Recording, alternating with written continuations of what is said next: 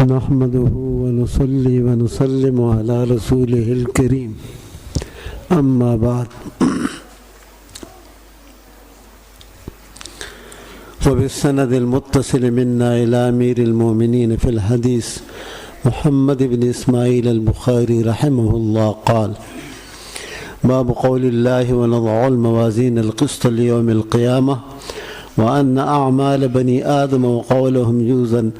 وقال مجاهد: القسطاس العدل بالرومية، ويقال القسط مصدر المقسط وهو العادل، وأما القاسط فهو الجائر.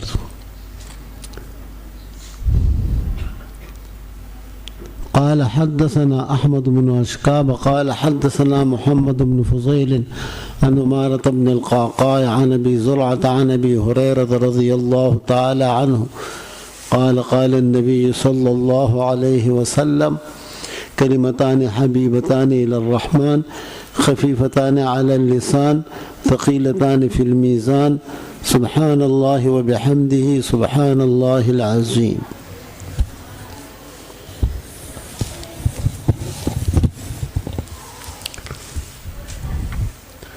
حاضرین مجلس، یہ ایک اختتامی مجلس ہوتی ہے جو معنون ہے ختم بخاری شریف سے،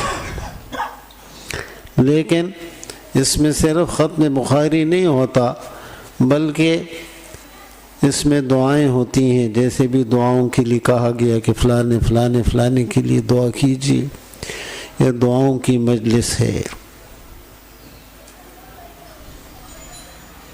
اور امام بخاری نے جو اتنی بڑی کتاب لکھی ہے، 1100 صفحات پر یہ مشتمل ہے. جو پرانا ایڈیشن ہے، نئے ایڈیشنیں جو بھی چھپی ہیں اس کے حساب سے اور بھی اس کے صفحات بڑھ جاتے ہیں. اس میں امام بخاری رحمۃ اللہ علیہ نے پوری دین کو سمجھانے کی کوشش کی ہے.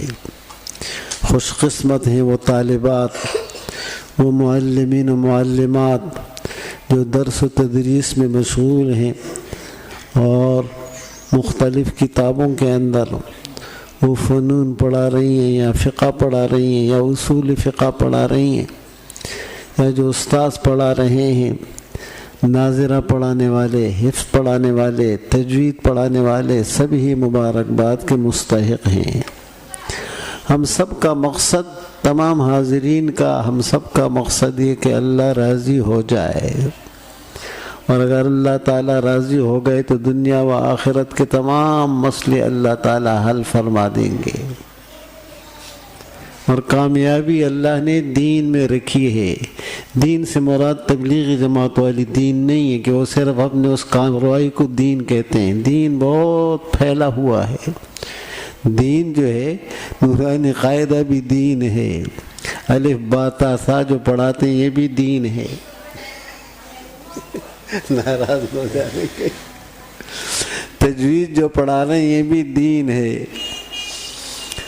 اور 16 علوم ہیں جس کے بعد بخاری شریف پڑھائی جاتی ہے. 16 علوم ہیں. تو 16 علوم پڑھنے کے بعد پھر بخاری، ترمذی اور صحاح ستہ سامنے آتے ہیں. حروف کی تصحیح جو کرائی جاتی ہے، کون سا حرف کہاں سے نکلنا ہے، اس کا مخرج کیا ہے، اس کا مخرج کیا ہے، یہ حروف حلقی ہیں، یہ حروف یرملون ہیں. اور اشعار نقل کیے اس کے لیے تجوید والوں نے کہ حروف حلقی چے سمجھ اے نور عین. کہتے ہیں حروف حلقی 6 ہیں اے آنکھوں کے نور. حروف حلقی 6 سمجھ اے نور عین. حمزہ ہاؤ ہاؤ خاؤ عین غین.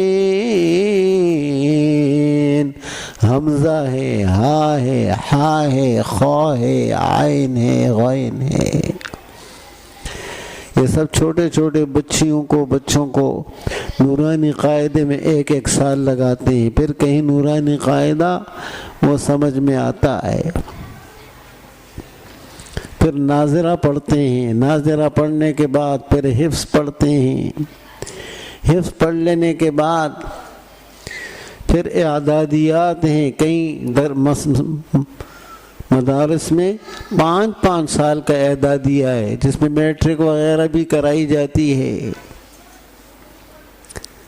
اور مولوی لوگ اور معلمات و معلمین بہت محنت کرتے ہیں، بہت محنت کے بعد اس مقام تک پہنچتے ہیں، اس لیے آج مقام شکر ہے اور مقام اللہ تعالیٰ کی تعریف ہے کہ اللہ آپ کا لاکھ لاکھ شکر ہے کہ آپ نے ان مراحل سے ہمارے ان بچیوں کو گزارا اور اس مقام تک پہنچایا۔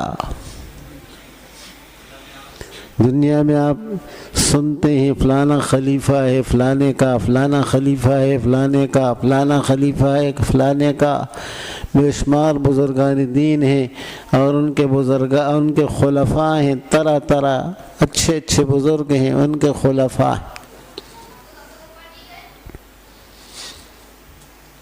اور علماء اور عالمات، یہ براہ راست پیغمبر کے خلفاء ہیں۔ آپ نے فرمایا اللہم ارحم خلفائی، کہا میرے خلفاء پر رحم فرما۔ پوچھا کہ آپ کے خلفاء کون ہیں؟ کہا جو میرے حدیثوں کو پڑھتے پڑھاتے ہیں، دوسروں تک پہنچاتے ہیں، یہ میرے خلفاء ہیں۔ اور العلماء ورثۃ الانبیاء، علماء اور عالمات یہ انبیاء کے وارث ہیں۔ اور فرمایا علماء امتی کا انبیاء بنی اسرائیل، میرے امت کے علماء ایسے جیسے بنی اسرائیل کے پیغمبر۔ اور العلماء ورثۃ الانبیاء صحیح حدیث ہے، بخاری مسلم سیاہ ستہ کی حدیث ہے۔ یہ علم کی وراثت تقسیم ہو رہی ہے۔ ہمارے اساتذہ یہ بھی کہتے ہیں کہ ہر عالمہ اور عالم یہ نہ سمجھے کہ میں نے یہ سیاست اور یہ علوم پڑھ لیے تو بس اب مجھے مزید پڑھنے کی ضرورت نہیں ہے۔ بہت سے عالمات فاضلات ایسی ہوتی ہیں کہ ان کے گھروں کے اندر ان کے والدین کہتے ہیں کہ اب ہمارے گھر میں ان کتابوں کے رکھنے کی جگہ نہیں ہے، الماریوں میں، تو پھر وہ کتابیں لا کر کے مدرسوں میں داخل کر دیتے ہیں تاکہ الماریاں خالی ہو جائیں اور اس میں ہم اپنے برتن رکھیں۔ تو برتنوں کی قدر و قیمت ہے، اور وہ کتابیں جو پڑھی ہیں لاکھوں ہزاروں روپے کی، اور پھر اس کے اوپر ساری زندگی لگائی، اس کی کوئی قدر و قیمت نہیں ہوتی ہے، نہ اس کو اٹھا کے پڑھتے ہیں۔ یہ تو ساری زندگی پڑھنے پڑھانے کا مشغلہ ہے، کوئی ایک دن کا نہیں ہے۔ علماء نے تو یہ کہا ہے کہ اب وہ اس قابل ہو گئی ہیں یا اس قابل ہو گئے علماء کہ وہ اپنے سہارے چل کر کے اب علوم حاصل کریں۔ علوم حاصل کرنے کا میدان اب ہے، کہ اب تک کا جو پڑھنا تھا وہ ایسا ہے جیسے بچے کو انگلی پکڑ کر کے چلایا جاتا ہے، اور چلانے کے بعد جب وہ چلنا شروع کر دیتا ہے تو یہ اب عالمہ بننے کے بعد وہ اس قابل ہو گئے ہیں یا ہو گئی ہیں کہ وہ خود اب چلنا شروع کریں، اب علوم حاصل کریں۔ علوم اس کے بعد حاصل ہوں گی۔ اب تو صرف اتنی استعداد پیدا کی گئی ہے کہ کتاب پڑھ سکتی ہیں، حاشیہ پڑھ سکتی ہیں، دوسری کتابوں کا مطالعہ کر سکتی ہیں۔ اور اگر آپ نے کہا کہ چلو ہم عالمات ہو گئیں، کتابوں کو الماریوں میں بند کر دو یا مدرسوں میں بھیج دو اور خود فارغ ہو گئیں، تو میں کہتا ہوں عقل اور نقل دونوں سے فارغ ہو گئی۔ وہ تو علم بھول جاتا ہے، علم تو ایسا نہیں، اس کو تو رات دن علم کو پڑھنا پڑے گا۔ میرے دادا رحمت اللہ علیہ اپنے اس زمانے میں تو مدرسے تھے نہیں، وہ گاؤں والے طالب علموں کو کھانا نہیں دیتے تھے، رکھنا نہیں چاہتے تھے گاؤں والے، تو اپنے گاؤں سے دور صبح سے لے کر کے شام تک اگر اس زمانے میں پیدل سفر کرتے تھے تو وہاں ایک گاؤں تھا سلیم خان سوابی میں، وہاں پر جا کر کے انہوں نے ڈیرا ڈالا تھا، اور کہا میں یہاں پڑھانے کے لیے اس لیے آیا ہوں کہ طالب علم یہاں کہ لوگ ان کی خدمت کرتے، کھانا وغیرہ کھلاتے ہیں، اور اس لیے پڑھاتا ہوں تاکہ جو کچھ میں نے پڑھا ہے وہ بھول نہ جاؤں، ورنہ میں وہ بھول جاؤں گا جو کچھ میں نے پڑھا ہے۔ اس کو یاد رکھنے کے لیے پڑھانے کی ضرورت ہوتی ہے۔ اساتذہ کو بھی پتہ ہے، جن کتابوں کو وہ پڑھاتے ہیں اس کے اوپر پورا قابو ہوتا ہے، اور جس کتاب کو نہیں پڑھاتے اس سے بہت ڈرتے، جیسے انسان سانپ سے ڈرتا ہے اس طرح اس دوسری کتاب سے جو وہ پڑھاتا نہیں ہے اور جو کبھی پڑھائی نہیں اس سے ایسے ڈرتے ہیں۔ تو یہ تو ہر کتاب پڑھانے سے آتی ہے۔ اللہ کے فضل و کرم سے میں بنوری ٹاؤن میں 50 سال سے پڑھا رہا ہوں، 50 سال سے، اور ہر کتاب پڑھائی اللہ کے فضل سے۔ نحمیر پڑھائیے، شرم تامل پڑھائیے، ہدایت النحو پڑھائیے، ابن عقیل پڑھائیے، شرح جامی پڑھائیے، اصول الشاشی پڑھائیے، شرح تہذیب پڑھائیے، اور متنبی پڑھائیے، حماسہ پڑھائیے، اور فقہ کے اندر بڑی بڑی اور چھوٹی کتابیں پڑھائیے، حدیث کی کتابیں مشکات پڑھائیے، ہدایہ پڑھائیے، اول پڑھائیے، ثانیہ، ثالث، توضیح تلویہ، مولانا بیٹھے ان کو توضیح تلویہ مشکل ترین کتاب ہے فقہ اصول فقہ کی، وہ پڑھائیے۔ آج بھی پڑھا رہا ہوں اللہ کے فضل و کرم سے، اور آپ کے ہاں بھی حاضری دے رہا ہوں، یہاں پر بھی پڑھا رہا ہوں، یہاں بھی کئی سال سے پڑھا رہا ہوں، کوئی آج پہلا دن نہیں ہے۔ تو یہ پڑھانے سے اس کا تعلق ہے کہ پڑھنے کے بعد پڑھانا ہے، پڑھانا ہے، پڑھانا ہے، صبح بھی پڑھانا ہے، رات کو بھی پڑھانا ہے۔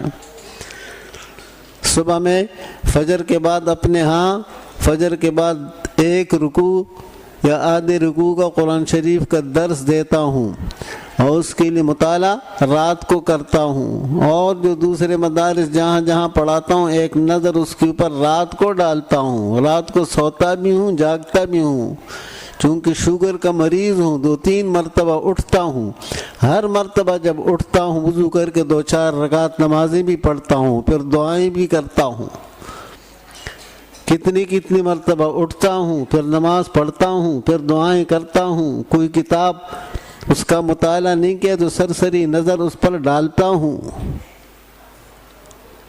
یہ اللہ کا فضل ہے، میرا کوئی کمال نہیں ہے۔ یہ ذالک فضل اللہ یؤتیہ من یشاء واللہ ذو الفضل العظیم۔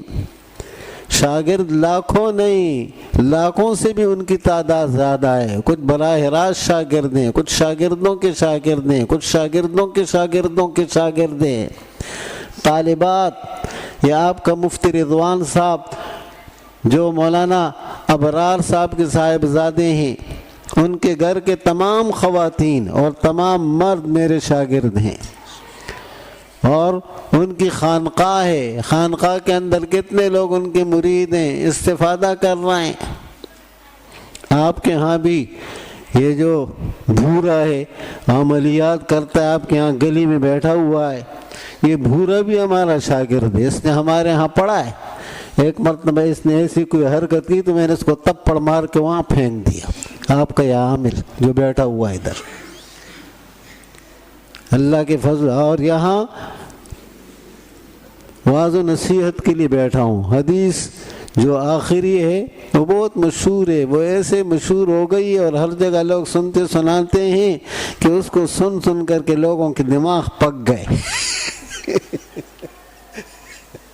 ابھی بتانے خلیفہ وہ بار بار لوگ سنتے ہیں، اس کی ضرورت نہیں، اس کا خالی ترجمہ کر دوں گا۔ واعظ و نصیحت کی چند واعظ و نصیحت کی مجلس، یہ جو کرسی پر بیٹھا ہوا یہ بھی میرا شاگرد ہے، یہ بھی میرا شاگرد ہے، یہ بھی میرا شاگرد ہے، یہ بھی شاگرد ہے، یا شاگرد ہے یا پھر شاگرد ہو، یہ جو بیٹھا ہوا یہ بھی شاگرد ہے، یا شاگردوں کے شاگرد ہیں، یا براہ راست شاگرد ہیں، معلمات میں بھی ہیں۔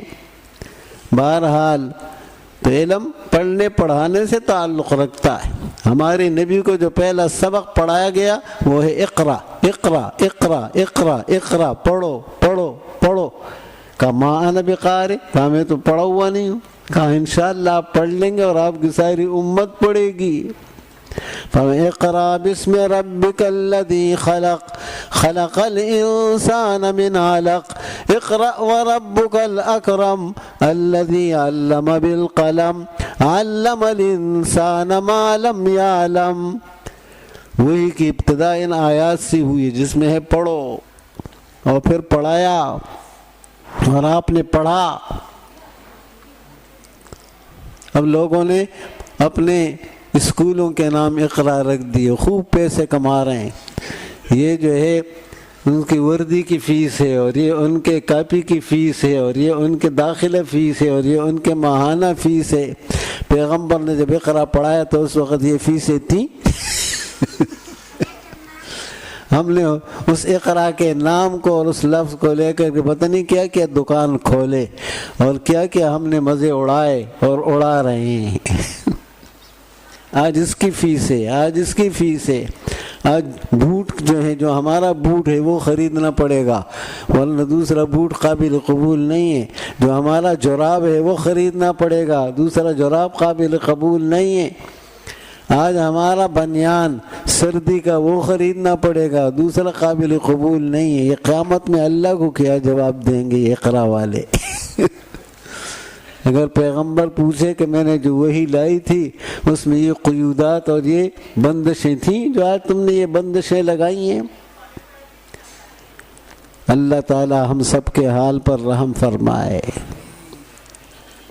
بہت دور گئے ہم، دین سے بہت دور ہو گئے، دین کے نام پر دین سے دور ہو گئے، دین کے نام پر دین سے دور ہو گئے۔ نام لیتے ہیں دین کا اور بے دینی پھیلا رہے ہیں، اور بے دینی کی فضائیں قائم کر رہے ہیں، اور دین سے دور ہو رہے ہیں۔ سیدھا سادہ دین تھا، اس سیدھے سادے دین کو اتنا مشکل کر دیا، اتنا مشکل کر دیا جس کی کوئی حد نہیں۔ وَلَقَدْ يَسَّرْنَا الْقُرْآنَ لِلذِّكْرِ فَهَلْ مِن مُدَّكِرٍ، اور ہم نے آسان کر دیا ہے دین کو نصیحت قبول کرنے کے لیے، تو کیا ہے کوئی نصیحت قبول کرنے والا؟ وَلَقَدْ يَسَّرْنَا الْقُرْآنَ لِلذِّكْرِ، اور ہم نے قرآن کو آسان کر دیا ہے یاد کرنے کے لیے۔ فَهَلْ مِن مُدَّكِرٍ، تو کیا ہے آج کوئی یاد کرنے والا؟ اور دین کے نسبت سے اللہ بڑی بڑائیاں عطا کرتے ہیں،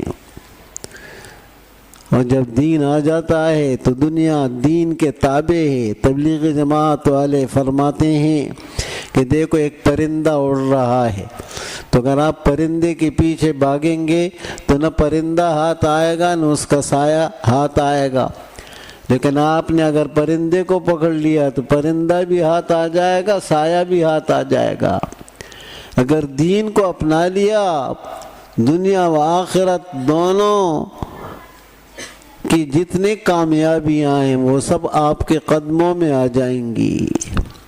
مولانا قاسم نانوتوی رحمۃ اللہ علیہ کے پاس ایک نواب پیسے لایا، پیسے پیش کیے، حضرت نے کہا مجھے اس کی ضرورت نہیں ہے، اس نے آپ نے واپس کر دیے، تو اس نے لا کر کے آپ کی جوتوں کے اندر وہ سارے پیسے ڈال دیے۔ تو آپ نے فرمایا اگر دنیا ایسی ذلیل ہو کر کے آئے تو پھر ہم قبول کر لیں گے۔ آپ نے اپنے جوتوں میں سے وہ پیسے نکالے، جوتے پہنے، اور طلباء کو کہا لے جاؤ اور طالب علموں میں سارے پیسے کیا کر دو، تقسیم کر دو۔ حضرت مدنی رحمت اللہ علیہ جب تنخواہ لیتے تھے تو گھر پہنچنے سے پہلے غریب غربا راستے میں کھڑے رہتے تھے، ساری تنخواہ ان کے اوپر تقسیم کرتے تھے۔ ان کے مرنے کے بعد پتہ چلا کہ کتنے خاندانوں کی وہ کفالت کرتے تھے۔ ایسے دل غنی ہو جاتا ہے۔ غنا بدل است نہ بمال، اور بزرگی بعقل است نہ بسال۔ کا مالداری دل سے ہے، مال سے نہیں ہے، اور بزرگی عقل سے ہے، عمر سے نہیں ہے۔ اور ایسے ایک بزرگ تھے، ان سے کسی نے کہا کہ میرے پاس کیمیا کا نسخہ ہے، آپ وہ مجھ سے سیکھ لیں۔ اور کیمیا اس کو کہتے ہیں کہ وہ تانبے سے یا لوہے سے یا چند چیزوں کو ملا کر کے سونا بناتے ہیں تو ان کو ترغیب دی کہ آپ مجھ سے کیمیا سیکھیں۔ اس بزرگ نے ایک ڈھیلا لیا، ایک دیوار پہ مارا اور وہ ساری دیوار سونے کی ہو گئی۔ کہا تم مجھے کیمیا سکھاتے ہو؟ ہمارے ہاں اللہ نے ایسی طاقت دی ہے۔ اس ڈھیلا جب مارا سامنے دیوار کو، پوری دیوار سونے کی ہو گئی۔ ایسے لوگ تھے وہ، ایسے مستغنی تھے، ایسے غنا اللہ نے عطا کی تھی۔ تو علم سے، عمل سے انسان مستغنی ہو جاتا ہے۔ یہ بھی حدیث میں آتا ہے جس کے پاس قرآن و سنت کا علم ہو اور پھر وہ اپنے آپ کو مستغنی اور غنی نہ سمجھے تو اس نے اس علم کی تحقیر کی، اس کے بے عزتی کی۔ اس سے بڑی دولت دنیا و آخرت میں کوئی نہیں جو نبی کے وراثت ہے۔ لم یورثوا درہما ولا دینارا انما ورثوا العلم فمن اخذه اخذ بحظ وافر۔ فرمایا انبیاء نے اپنی وراثت کے اندر درہم و دینار کو نہیں چھوڑا، انہوں نے اپنے وراثت کے اندر علم کو چھوڑا۔ جس نے اس علم کو حاصل کر لیا بڑا قسمت والا ہو گیا، بڑے خزانے اس کو مل گئے۔ یہ خزانے ہیں یہاں سے ہماری بیٹیاں، بہنیں اور بچیاں، بچے یہ خزانے یہاں سے لوٹتے ہیں اور لے جاتے ہیں۔ یہی خزانے دنیا میں کام آئیں گے اور یہی خزانے آخرت میں بھی۔ جو ایک بچہ حفظ کر لے، فرمایا اپنے خاندان کے 10 ایسے آدمیوں کی سفارش کرے گا، کلہم قد وجبت لہ النار، ان میں سے ہر ایک کے لیے جس کے لیے جہنم واجب ہو چکی ہوگی، وہ بچہ اس کو جہنم سے نکال کر کے جنت میں داخل کرے گا، بشرطے کہ اس نے کلمہ تو پڑھا ہو، مومن تو ہو۔ جس کے لیے جہنم واجب ہو چکی ہوگی، بچہ بڑا ہو جائے گا، اس کے مطابق عمل بھی کیا تو خود بھی نجات یافتہ ہوگا، 10 آدمیوں کو لے جائے گا جنت میں۔ اس دن مولانا شعیب صاحب بتا رہے تھے ان کی والدہ کا انتقال ہوا، مجھے بڑی خوشی ہوئی۔ کہا کہ وہ مسلسل قرآن شریف پڑھتی تھی، ہر دوسرے تیسرے دن ختم کرتی تھی، اور خاندان کے اندر کا اتنے بچے بچیوں کو علماء فضلاء چھوڑا، اور ہر بچے بچی کو اور خاندان کے لوگوں کو کہتی تھی کہ جب تم جنت میں جاؤ تو مجھے بھی اپنے ساتھ لے جانا، ایسا نہ ہو کہ تم اکیلے اکیلے جنت میں چلے جاؤ۔ سب ایک دوسرے کا دامن پکڑیں گے انشاءاللہ، اللہ ہم سب کو بخشے گا اور انشاءاللہ جنت میں جائیں گے۔ جنت کی امیدوار ہیں، اللہ کے رحمت کی امیدوار ہیں۔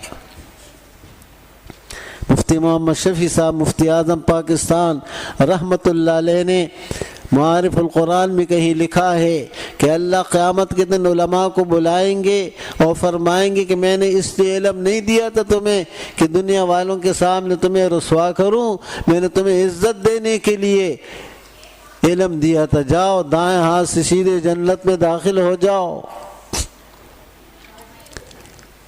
اللہ تعالی ہمیں اپنی رضامندی نصیب فرمائے اور ہمیں ایسا بنائے کہ ہم اللہ کو پسند آ جائیں اور اللہ تعالی ہم سے راضی ہو جائے۔ ایک حدیث یہ بھی ہے، کل پرسوں ہم نے پڑھی کہ اللہ تعالی اہل جنت سے فرمائیں گے تم راضی ہو گئے کہ نہیں؟ وہ کہیں گے اللہ ہم کیوں راضی نہیں ہوں گے، جنت دے دی، فلانی نعمت دے دی۔ فرمایا ایک ایسی نعمت دیتا ہوں کہ ساری نعمتیں اس کا مقابلہ نہیں کر سکتی، وہ یہ کہ اب میں ہمیشہ ہمیشہ کے لیے تم سے راضی ہو گیا ہوں، ہمیشہ آئندہ کبھی ناراض نہیں ہوں گا۔ اور قرآن کریم میں ہے وَرِضْوَانٌ مِّنَ اللَّهِ اکبر، اللہ کی رضامندی سب سے بڑھ کر ہے، پھر اللہ کا دیدار ملے گا، انبیاء کی رفاقت ملے گی، من النبیین والصدیقین والشہداء والصالحین، ان کی رفاقت ہوگی، وحسن اولئک رفیقا، اور ان کی رفاقت کتنی بھلی ہے۔ امام بخاری کے استاد اسحاق ابن راہوے نے کہا کہ تم میں سے کوئی ہے جو ایسی کتاب لکھے جو صحیح حدیثوں پر جن کے راوی سب قوی ہوں، اور وہ ایسی کوئی کتاب تحریر کر دے؟ تو امام بخاری نے فرمایا میرے دل میں یہ بات آئی کہ میں ایسی کتاب لکھوں۔ 16 سال کے اندر کتاب لکھی، ہر حدیث لکھنے سے پہلے غسل کرتے تھے اور نماز پڑھتے تھے، طہارت کی حالت میں لکھتے تھے اور مختلف شہروں کے اندر گئے اور کہاں کہاں گوم گام کے محدثین سے حدیثیں جمع کی۔ ہزاروں کی تعداد میں ان کے اساتذہ ہیں اور اسی طریقے سے ہزاروں لاکھوں کی تعداد میں ان کے شاگرد ہیں، اور بڑی محنت کے ساتھ یہ کتاب تیار کی، اور اللہ نے ابتدائی سے ان کو اسی فن کے لیے، حدیث کے لیے چنا تھا، اس سے بچپن ہی میں حدیث کا ذوق تھا، اور بڑے بڑے محدثین کے مجلس میں جاتے تھے، جو سنتے تھے وہ یاد ہو جاتا تھا، لکھنے کی ضرورت بھی نہیں ہوتی تھی، ایسا ذہن کمپیوٹر تھا۔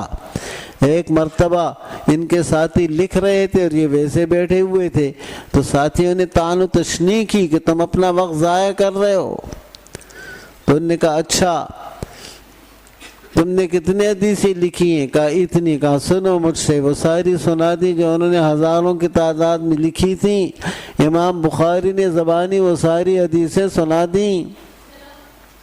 بہرحال ان کو امیر المومنین فی الحدیث کہا جاتا ہے، حدیث کے میدان میں یہ امیر المومنین ہیں، تمام مسلمانوں کے امیر ہیں فی الحدیث، حدیث کے اندر، فی القدیم والحدیث، پرانے اور نئے زمانے سب کے اندر ان کو امیر سمجھا گیا، بڑا سمجھا گیا، ان کی بڑائی تسلیم کی گئی۔ اور ہماری خوش قسمتی ہے کہ ہم بخاری شریف پڑھ کر کے ہم سب امام بخاری کے شاگرد ہو گئے، ہماری نسبت ان سے حاصل ہو گئی۔ حضور علیہ السلام نے ایک مرتبہ فرمایا لو کان الدین عند الثریا، اگر دین ثریا ستارے کے پاس بھی ہوگا، لتناولہ رجل من ھذا، سلمان فارسی کے پشت پر ہاتھ رکھا کہ اس کی نسل کے کچھ لوگ وہاں تک ثریا ستارے تک پہنچ کر کے وہاں سے اس دین کو لائیں گے۔ پھر علماء نے اس کے مصداق مقرر کیے، کسی نے کہا امام بخاری ہیں، کسی نے کہا امام ابو حنیفہ ہیں، لہذا سارے وہ محدثین، مفسرین، مبلغین، مجاہدین جو عجم سے تعلق رکھتے ہیں وہ سب اس کے مصداق ہیں۔ ابو حنیفہ رحمہ اللہ بھی ہیں، امام بخاری بھی ہیں، امام مسلم بھی ہیں، یہ سارے کے سارے عجم سے تعلق رکھتے تھے۔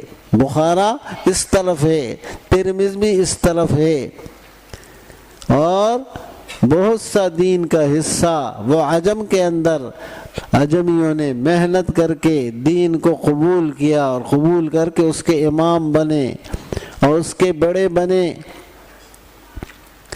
پھر علماء دیوبند نے محنتیں کیں اور محنتیں کر کر کے حواشی لکھے، جو بخاری کا حاشیہ ہے مولانا احمد علی سہارنپوری کا ہے۔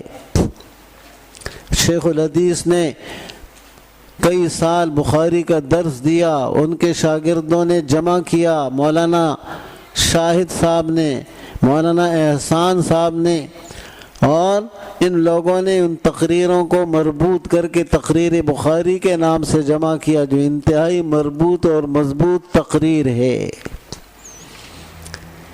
شیخ الحدیث نے ابو داود کی شرح لکھی اپنے استاذ کے ساتھ، مولانا خلیل احمد سہارنپوری کے ساتھ مل کے، بذل المجہود کے نام سے، جس کا اردو ترجمہ مولانا عاقل صاحب نے کیا، اور حدیث کے لیے کتنی کتنی شروحات لکھی گئیں، اردو میں، فارسی میں، عربی میں، اور خوب محنتیں کی گئیں۔ آج تک شروحات لکھی جا رہی ہیں، لوگ نئے نئے شروح لکھ رہے ہیں، میدان میں لا رہے ہیں، اور استفادہ کرنے والے اس سے استفادہ کر رہے ہیں اور اپنی زندگیوں کو منور اور معطر کر رہے ہیں۔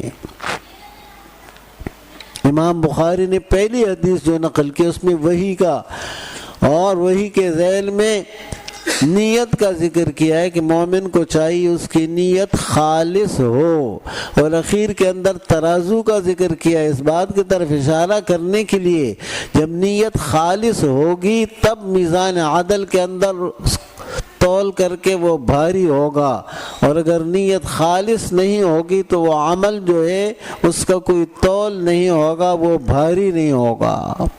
تو بھاری بنانے کے لیے پہلے نیت کا ذکر کیا اور آخر میں ترازو کا ذکر کیا۔ دونوں کا آپس میں جوڑ یہ ہے کہ نیت کا تعلق ہے میزان اور ترازو سے، اس سے شروع میں نیت ذکر کی اور آخر میں ترازو کو ذکر کیا۔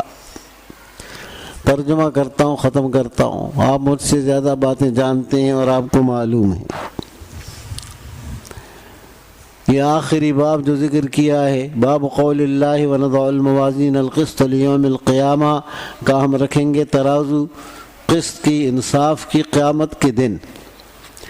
تو آیت نقل کی ہے، پھر بعد میں حدیث نقل کی ہے، اس بات کی طرف اشارہ کرنے کے لیے کہ قرآن متن ہے اور حدیث کیا ہے، اس کی تشریح ہے۔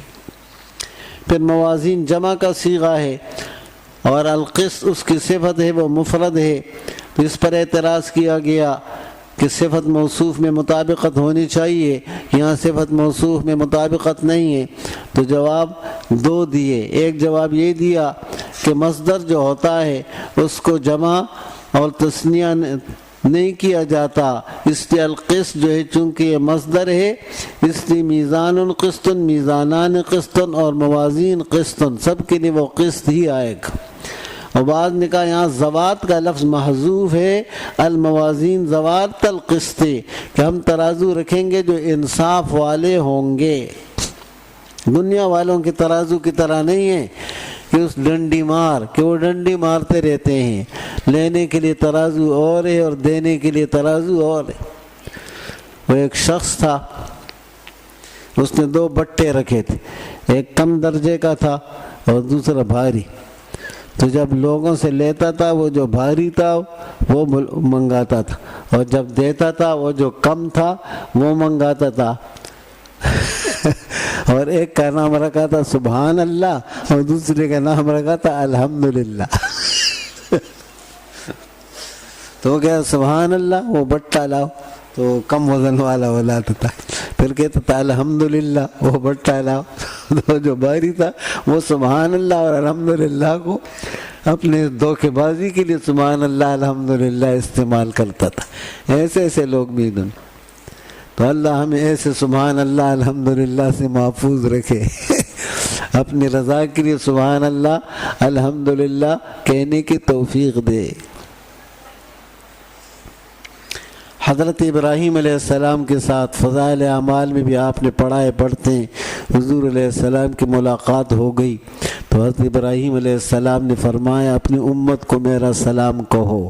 ابراہیم علیہ السلام نے سلام بھیجا ہے، حضور علیہ السلام نے فرمایا جب یہ سلام پہنچے تو کہہ دے علی نبینا وعلیہ السلام، ہمارے نبی پر اور ابراہیم پر سلام۔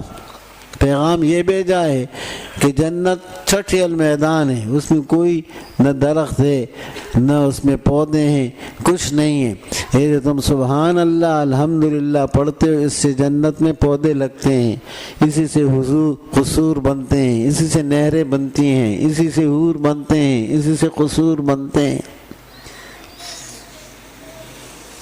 اور ایک مرتبہ جب کوئی سبحان اللہ کہتا ہے درخت ایسا لگتا ہے کہ اگر 100 سال تک عربی گھوڑے کی پر کوئی سوار ہو کر کے اس کے نیچے دوڑائے گھوڑے کو تو اس کا سایہ ختم نہ ہو، اتنا بڑا سایہ ہوتا ہے۔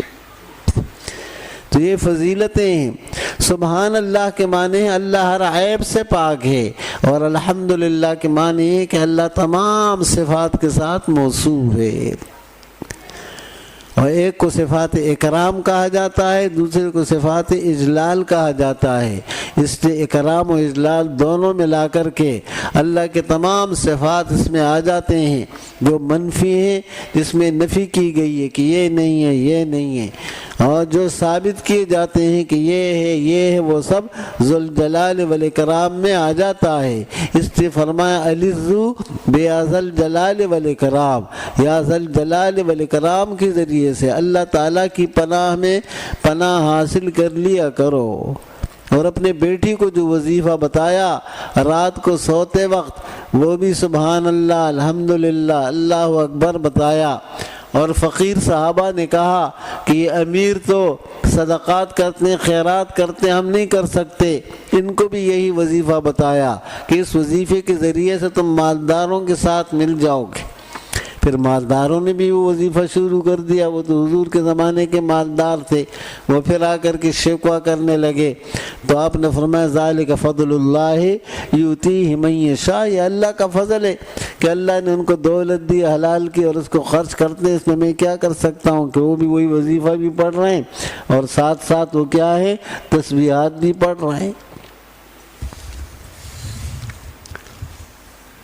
تو انسان وَأَنَّ أَعْمَالَ بنی آدم وَقَوْلَهُمْ يُوزَنْ، اعمال بنی آدم کے وہ تولے جائیں گے اور ان کی باتیں بھی تولی جائیں گی، ہر عمل تولا جائے گا۔ اور کچھ لوگ ایسے ہوں گے جو بلا حساب و کتاب جنت میں داخل ہوں گے۔ فرمائے یہ وہ ہیں جو اللہ کے اوپر پورا اعتماد کرتے تھے، زیادہ عاملین کے دروازوں کے چکر نہیں لگاتے تھے اور نہ زیادہ وہ کچھ ایسا ویسا کرتے تھے، ان کو پورا اعتماد تھا کس پر؟ اللہ کی ذات پر۔ تو یہ 70,000 ایسے ہوں گے جو جنت میں بلا حساب و کتاب داخل ہوں گے۔ ایک صحابی نے کہا میرے لیے دعا کیجئے کہ میں ان میں سے ہو جاؤں، تو آپ نے فرمایا چلو تو ان میں سے ہو گیا۔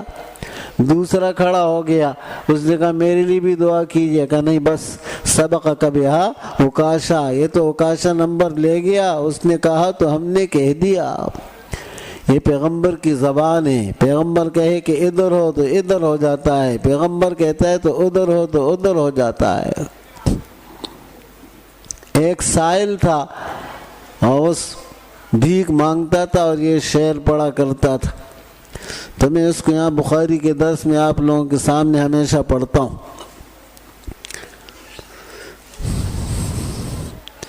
کسی کو تاج سلطانی، کسی کو بھیک در در کی، کسی کو تاج سلطانی، کسی کو بھیک در در کی، او میرے مولا تیری مرضی، جدھر چاہے ادھر کر دے۔ کسی کو ادھر کر دیا اور کسی کو ادھر کر دیا، اس کی مرضی ہے۔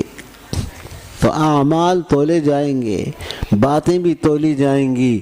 میں ہمیشہ کہتا ہوں کہ ایک عورت تھی، وہ بات نہیں کرتی تھی، اپنے ما فی الضمیر کا اظہار قرآن کی آیتوں سے کرتی تھی، اور لمبی وہاں تفصیل ہے کہ یہ کہا فلانے موقع پر، یہ کہا یہ کہا یہ کہا، میں وہ پوری کہانی ذکر نہیں کرنا چاہتا۔ پھر عبداللہ بن مبارک سے اس کی ملاقات ہوئی تھی، تو عبداللہ بن مبارک نے فرمایا تم ہماری طرح کیوں بات نہیں کرتی ہو؟ تو اس نے کہا ما یلفظ من قول الا لدیہ رقیب عتید، وہ انسان منہ سے نکالتا ہے، وہاں فرشتہ تیار کھڑا ہے، وہ لکھتا ہے، تو مجھے خطرہ ہے منہ سے کوئی ایسی بات نہ نکال دوں جو اللہ کی ناراضگی والی ہو، اس لیے قرآن کی آیت پڑھ کر کے اپنے ما فی الضمیر کا اظہار کرتی تھی۔ تم کہاں سے آ رہی ہو، کہاں جا رہی ہو؟ تو اس نے کہا سبحان الذی اسریٰ بعبدہ لیلا من المسجد الحرام الی المسجد الاقصیٰ، حج کر کے حرم شریف سے آ رہی تھی اور فلسطین کے رہنے والی تھی، بیت المقدس کی طرف جا رہی تھی، اس لیے کہا الی المسجد الاقصیٰ۔ اس طرح پورا کلام اس کا اسی طرح ہے۔ تو باتوں میں احتیاط کرنی چاہیے۔ اللہ سب سے پہلے مجھے اور آپ سب کو زبان کی حفاظت عطا فرمائے۔ صبح کے وقت یہ تمام اعضاء زبان کے پاس آ کر کے ہاتھ جوڑتے ہیں کہ خدا کے لیے تم صحیح چلا کرو، تم صحیح چلتی ہو تو ہماری حفاظت ہوتی ہے، اور تم صحیح نہیں چلتی ہو، تم منہ سے زبان سے کچھ نکالتی ہو، تم تو اندر چھپ جاتی ہو، پٹھائی ہماری ہوتی ہے۔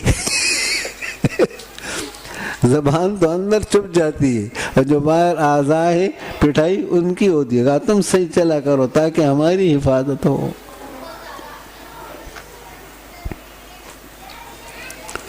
زبان کی حفاظت بہت ضروری ہے، بہت ضروری ہے، بہت ضروری ہے، بہت ضروری ہے۔ اور فرید الدین فرماتے ہیں تان گفتی می توانی گفتنش اور چوں بگفتی کے تواں بنوف تناش، جب تک تم نے بات نہیں کہی تم اس کو چھپا سکتے ہو، وہ تمہارے کنٹرول میں ہے، لیکن جب تم نے وہ بات کہہ دی وہ تمہارے کنٹرول سے نکل گئی، اب اس کو چھپانا چاہو تو چھپا نہیں سکتے۔ پھر جس کے سامنے بات کی، دیکھو خدا کے لیے میں نے تو آپ کو بتا دیا لیکن آپ آگے کسی کو یہ بات نہ بتائیں۔ پھر اس کا بھی ایک دوست ہوتا ہے، پھر اس کو کہتا ہے میں نے آپ کو تو بتا دیا لیکن خدا کے لیے آگے بات کسی، پھر اس کا بھی ایک دوست ہوتا ہے۔ اس طرح وہ بات پوری دنیا میں مشہور ہو جاتی ہے، اور ان دو ہونٹوں سے باہر نکل گئی، پھر اس کو چھپانے کی کوشش کرو، پھر وہ بات چھپتی نہیں ہے۔ اس لیے زبان کی حفاظت بہت ضروری ہے۔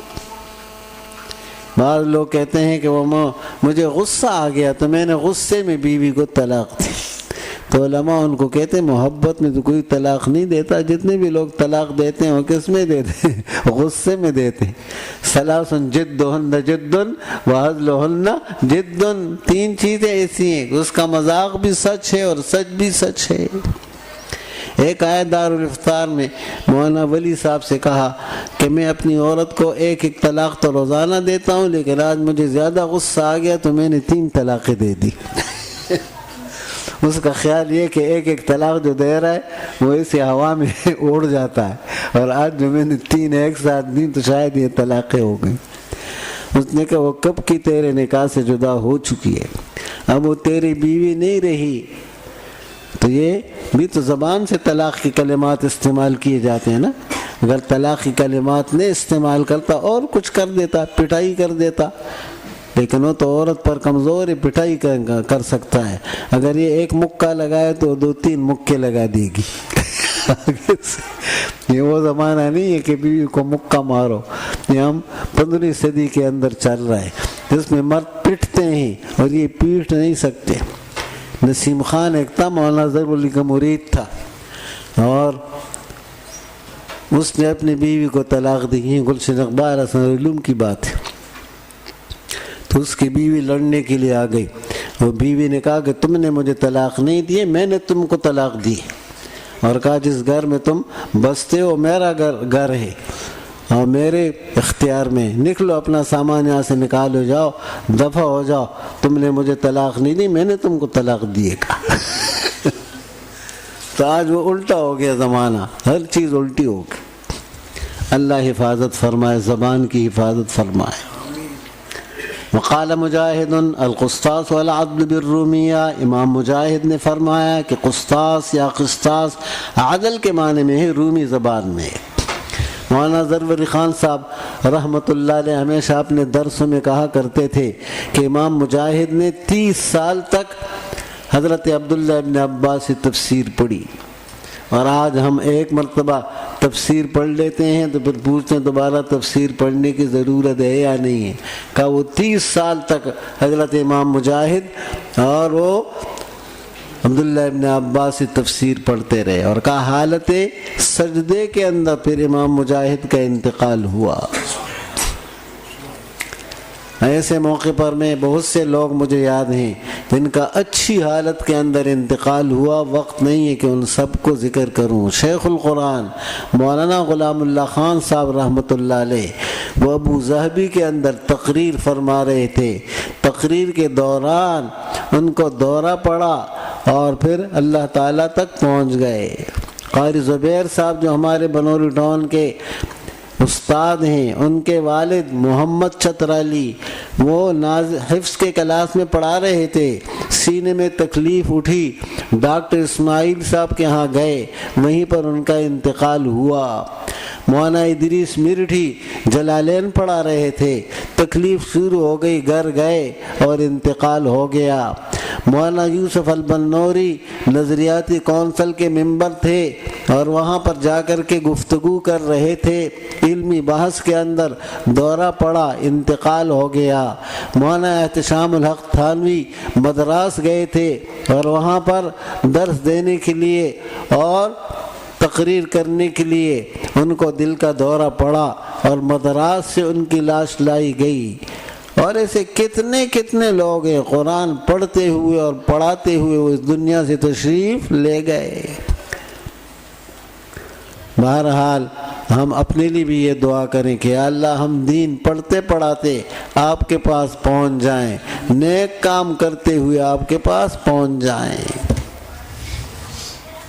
یہ امام مجاہد وہ فرماتے ہیں کہ یہ جو لفظ ہے کہاں ہے، القسطاس، یہ عدل کے معنی میں ہے رومی زبان میں، تو یہاں تو قرآن تو عربی میں ہے اور وہ کہتے ہیں یہ رومی زبان میں عدل جو ہے عدل کے معنی میں، تو ایک مستقل بحث چھڑ گئی کہ قرآن میں کوئی غیر عربی لفظ ہے یا نہیں۔ بڑی لمبی تفصیل ہے، کشف الباری نے بھی نقل کیا فضائل قرآن کے ذیل میں۔ ایک گروپ کا خیال یہ ہے کہ قرآن میں عربی لفظ ہے، اور دوسرے گروپ کا خیال یہ ہے غیر عربی لفظ ہے، اور ایک کا خیال یہ کہ نہیں ہے۔ یہ مستقل بحث۔ آگے جو ہے قس جو ہے اس کو مصدر کہا گیا اور کہا یہ مقصد کا مصدر ہے، تو طالب علموں کے لیے یہ ہے کہ مقصد تو مزید ہے اور قس جو ہے یہ مجرد ہے، تو یہ مجرد مزید کا مصدر کیسے ہو گیا؟ تو دو جواب دیے ہیں کہ یہ مصدر المصدر ہے، مقصد کا مصدر اقساط ہے اور اقساط کا مصدر وہ قسط ہے، تو مصدر سے مراد مصدر المصدر ہے۔ اور بعد نے کہا کہ یہاں پر جو ہے یہ القس جو ہے اس کو مصدر المصدر بنانے کی وجہ یہ ہے کہ قس ظلم کے معنی میں ہے اور اقساط عدل کے معنی میں ہے، یا عدل کے معنی میں استعمال ہوا ہے، اس لیے اس کو مقسط کی طرف لے گئے۔ اور ان اللہ یحب المقسطین، اور قاسط جو مجرد ہے وَأَمَّا الْقَاسِطُونَ فَكَانُوا لِجَهَنَّمَ حَطَبًا، وہ ظلم کے معنی میں، اس لیے اتنا ہیر پیر کرنا پڑا۔ آگے ہے وَهُوَ الْعَادِلُ، قاسط جو ہے وہ عادل کے معنی میں ہے، وہ جو مقسط ہے وہ عادل کے معنی میں ہے، اور وہ جو قاسط ہے فَهُوَ الْجَائِرُ، تو وہ جائر کے معنی میں ہے۔ آگے سند ہے حدثنا احمد بن اشکاب، یہ ہماری دین کی خصوصیت ہے کہ ہر پیغمبر کی گفتگو کے لیے سند لائی جاتی ہے کہ یہ بات پیغمبر کی ہے تو سند پیش کرو، یہ نہیں کہ بس پیغمبر نے کہا اور پیغمبر نے کہا کہاں کہا، آگے کچھ عطا پتہ نہیں ہے، بس پیغمبر نے کہا اور پیغمبر نے کہا۔ پیغمبر کی بات کے لیے کوئی سند بھی تو ہونی چاہیے، اگر سند ہے تو پیغمبر کی بات ہے، اور اگر سند نہیں ہے تو پیغمبر کی بات نہیں ہے۔ تو امام بخاری سند پیش کر رہے ہیں، ان کا استاد احمد بن اشکاب، اور ان کا استاد حدثنا محمد بن فضیل، اور ان کا استاد عمارت بن القعقاع، اور ان کا استاد ابو زرع، اور ان کا استاد ابو ہریرہ۔ اور ابو ہریرہ رضی اللہ تعالی عنہ فرماتے ہیں کلمتان حبیبتان الی الرحمن، دو کلمے ہیں جو رحمان کو محبوب ہیں، یعنی اس کا پڑھنے والا محبوب ہے، خفیفتان علی اللسان، زبان کے اوپر ہلکے پھلکے ہیں، ثقیلتان فی المیزان، اور ترازو کے اندر بہت بھاری ہیں، سبحان اللہ، ایک سبحان اللہ ہے وبحمدہ، اور اسی کا متلبسا بحمدہ کہ اللہ تعالیٰ پاک ہے ہر عیب سے اور موصوف ہے ہر صفت حمد سے، اور سبحان اللہ العظیم یہ اس کی تاکید ہے۔ وآخر دعوانا ان الحمد للہ رب العالمین۔